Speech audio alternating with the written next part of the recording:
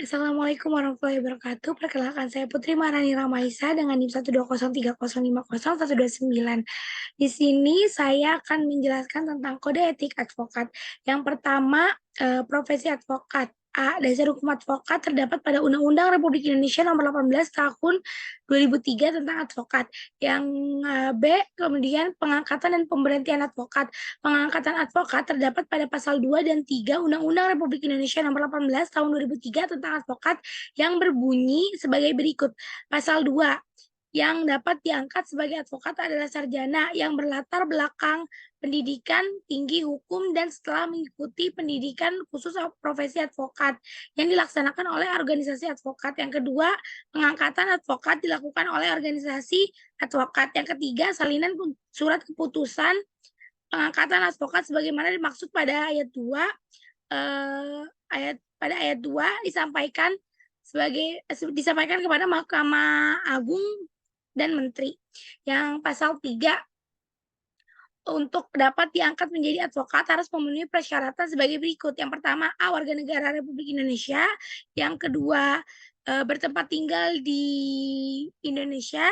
Yang ketiga, tidak berstatus sebagai pegawai negeri atau pejabat negara. Yang keempat, berusia sekurang-kurangnya 25 tahun.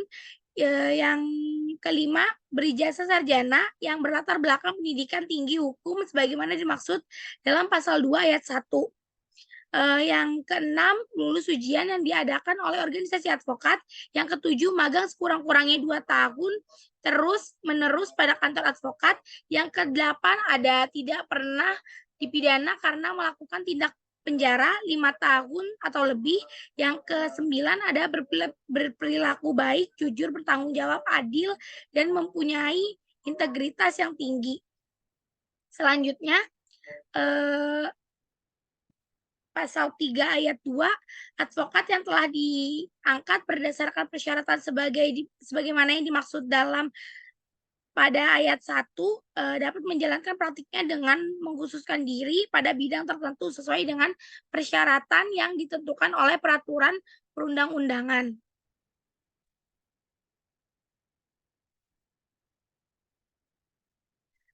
Selanjutnya ada tentang kewenangan advokat.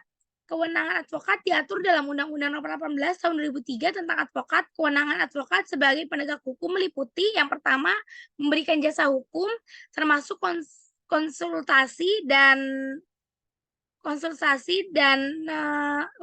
hukum dan menjalankan kuasa, mewakili, mendampingi, membela, dan melakukan tindakan hukum lain untuk kepentingan hukum klien. Yang kedua, merahasiakan segala sesuatu yang diketahui dari klien karena berhubungan dengan profesi. Yang ketiga, memberikan bantuan hukum secara cuma-cuma kepada pencari keadilan yang tidak mampu. Yang selanjutnya ada pengaturan honorarium pada advokat. Honorarium advokat terdapat pada pasal 21 Undang-Undang Republik Indonesia Nomor 18 Tahun 2003 tentang advokat yang berbunyi sebagai berikut. Pasal 21. Yang pertama, advokat berhak menerima honorarium atas jasa hukum yang telah diberikan kepada kliennya. Yang kedua, besarnya honorarium atas jasa hukum sebagaimana dimaksud pada ayat 1 ditetapkan secara wajar berdasarkan persetujuan kedua belah pihak. Selanjutnya itu ada kedudukan dan peran organisasi advokat. Dalam sistem penegakan hukum di Indonesia dikenal lembaga-lembaga penegak hukum, yaitu lembaga kepolisian, kejaksaan, dan hakim seperti yang telah dijelaskan sebelumnya. Namun sejak adanya Undang-Undang Nomor 18 Tahun 2003, semuanya telah berubah.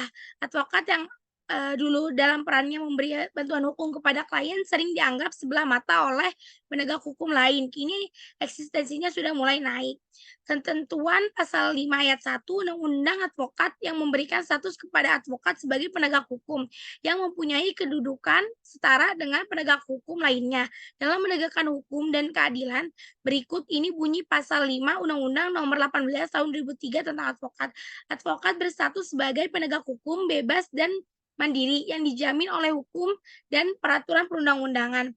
Dalam penjelasan Undang-Undang Advokat menerangkan bahwa yang dimaksud dengan pasal 5 ayat 1 di atas adalah advokat sebagai salah satu perangkat dalam proses peradilan yang mempunyai kedudukan yang mempunyai kedudukan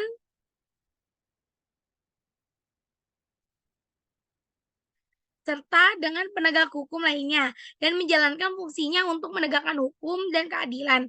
Kedudukan tersebut memerlukan suatu organisasi yang merupakan satu-satunya wadah profesi advokat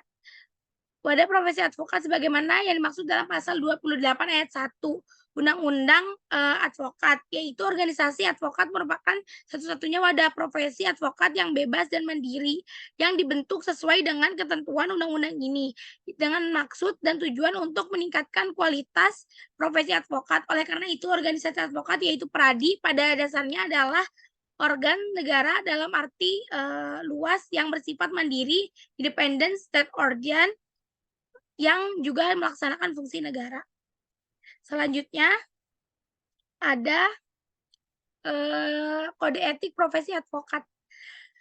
Yang pertama adalah larangan perbuatan advokat. Larangan perbuatan advokat terdapat pada pasal 18 dan 20 Undang-Undang Republik Indonesia Nomor 18 Tahun 2003 tentang advokat yang berbunyi sebagai berikut.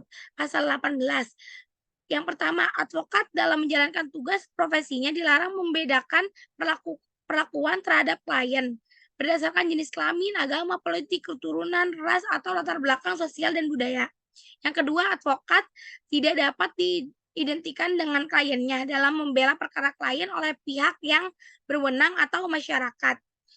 Pasal 20, yang pertama, advokat dilarang memegang jabatan lain yang bertentangan dengan kepentingan tugas dan martabat profesinya.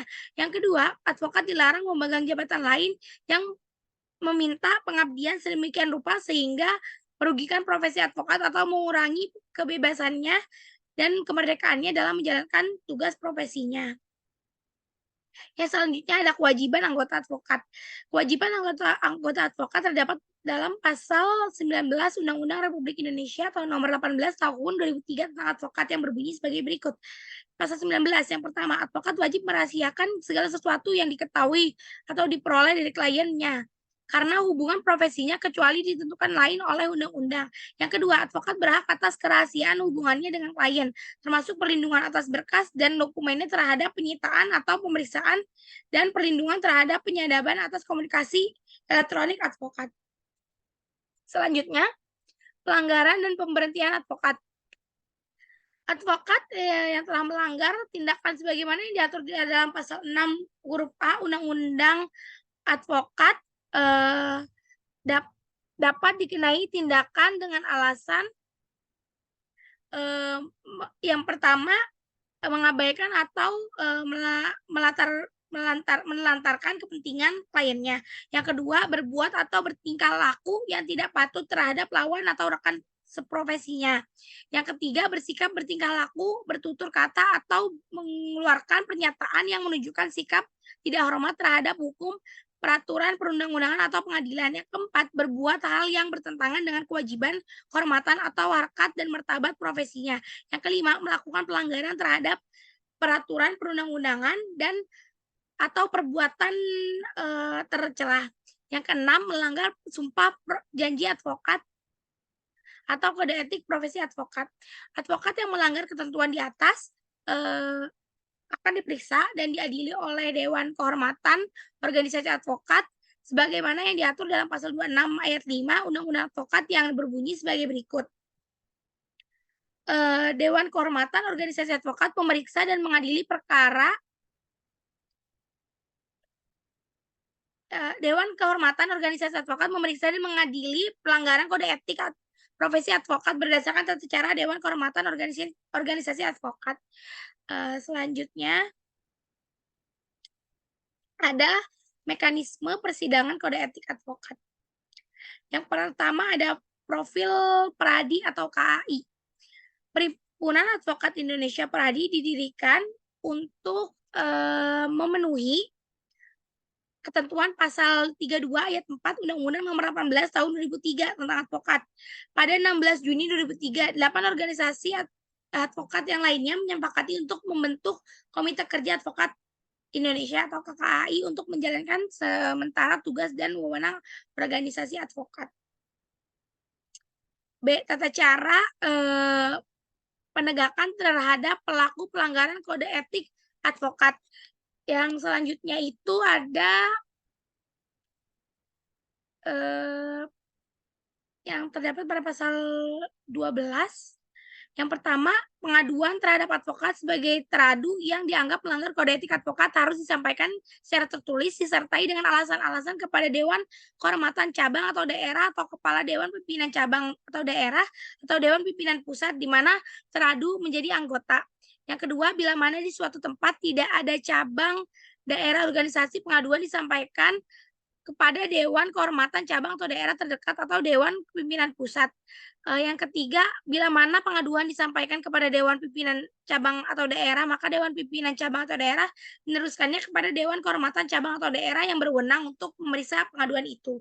Yang keempat, bila mana pengaduan disampaikan kepada Dewan Pimpinan Pusat atau Dewan Kehormatan Pusat, maka Dewan Pimpinan Pusat atau Dewan Kehormatan Pusat meneruskannya kepada Dewan Kehormatan Cabang atau daerah yang berwenang untuk memeriksa pengaduan itu baik langsung atau melalui Dewan Pimpinan Cabang atau daerah. Yang selanjutnya, sanksi bagi pelaku pelanggaran kode etik advokat.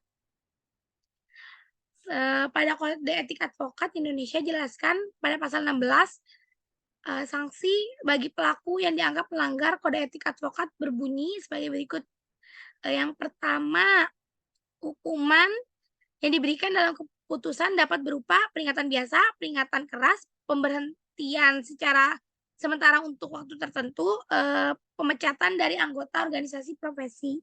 Yang kedua, dengan pertimbangan atas berat atau ringannya sifat pelanggaran kode etik advokat dapat dikenakan sanksi. Yang pertama, peringatan biasa bila mana sifatnya pelanggaran tidak berat. Yang kedua, peringatan keras bila mana sifat pelanggarannya berat atau karena mengulangi kembali melanggar kode etik dan atau tidak mengindahkan sanksi peringatan yang pernah diberikan. Yang ketiga, pemberhentian sementara untuk waktu tertentu bila mana sifat pelanggarannya berat, tidak mengindahkan dan tidak menghormati ketentuan kode etik atau bila mana setelah mendapatkan sanksi berupa peringatan keras masih mengulangi melakukan pelanggaran kode etik tersebut. Yang keempat, pemecatan dan keanggotaan organisasi profesi bila mana dilakukan pelanggaran kode etik dengan dimaksud dengan tujuan merusak citra serta martabat kehormatan profesi advokat yang wajib dijunjung tinggi sebagai profesi yang mulia dan terhormat. Selanjutnya yang ketiga, pemberian sanksi pemberhentian sementara untuk waktu tertentu harus diikuti untuk menjalankan profesi advokat di luar maupun di muka pengadilan. Yang terakhir ada terhadap mereka yang dijatuhi sanksi pemberhentian sementara untuk waktu tertentu dan atau pemecatan dari keanggotaan organisasi profesi advokat disampaikan kepada Mahkamah Agung untuk diketahui dan dicatat dalam daftar advokat. Sekian presentasi yang dapat saya sampaikan. Kurang lebihnya mohon maaf. Wabillahi taufik walhidayah. Wassalamualaikum warahmatullahi wabarakatuh.